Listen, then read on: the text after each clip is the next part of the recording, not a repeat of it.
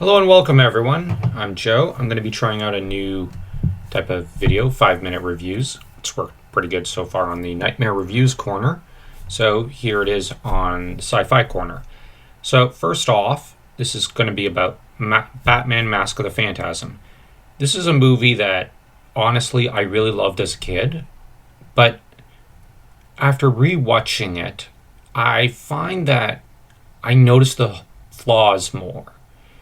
I'm not one of those guys who loses himself really in nostalgia. So for me, this movie, I'm basically watching it, I'm thinking, oh, I like this, or I like that. But on the other hand, I'm going, the mystery plot is kind of, how shall I put it? It's mediocre at best. Joker's shoehorned in, and I do like giving him a backstory as a hitman for the mob. I like that.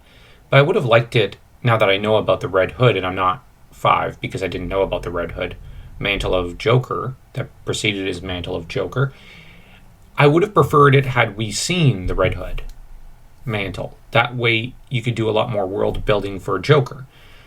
On the other hand, the Phantasm is a great villain, but while I love that it's revealed that it's Andrea, this villain should have been reused later. She's a great foil for Batman. She has a lot of great chemistry with him.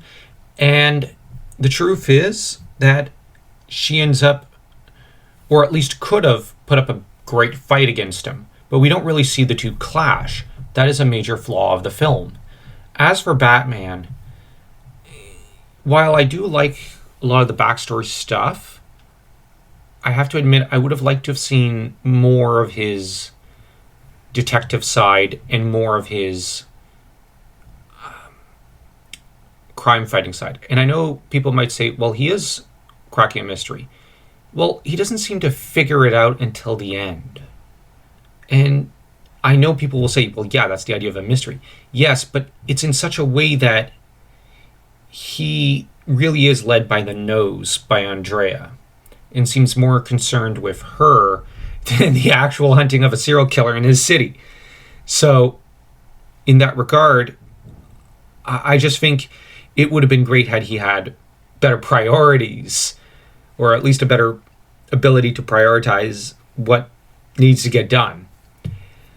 But on the other hand, I know that Kevin Conroy is immensely popular, and he's quite good, but his Batman voice and his Bruce Wayne voice sound exactly alike.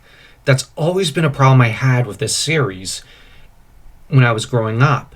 That being said, he does a great job. Alfred's voice actor is perfect. And the truth of the matter is that the animation is decent. The art, not very good. Let's just be honest. This is not very good art. If you want good art, go to the Spider-Man cartoon, even the X-Men cartoon.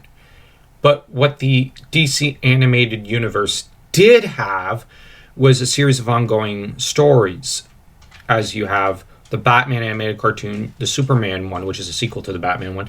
You then had Static Shock, Justice League. So you had an overall continuity, which this is something DC had, and Mask of the Phantasm finds itself at the very beginning of the continuity, so to speak. So in that regard, it's a pretty important film. Now, the animation and the voiceover effect of the Phantasm is great. I love that. So, how will I rate this film? Well, I'm thinking this is a solid 2. It's a good movie. It's not great. People say it's the greatest Batman movie of all times. Sorry, please. Under the Red Hood exists. You know that, right? That did this story better. And I'm saying that as someone who first saw this film. But this is not a film you can look at and say it's honestly bad. It isn't. It's good. It's not great. It's just good.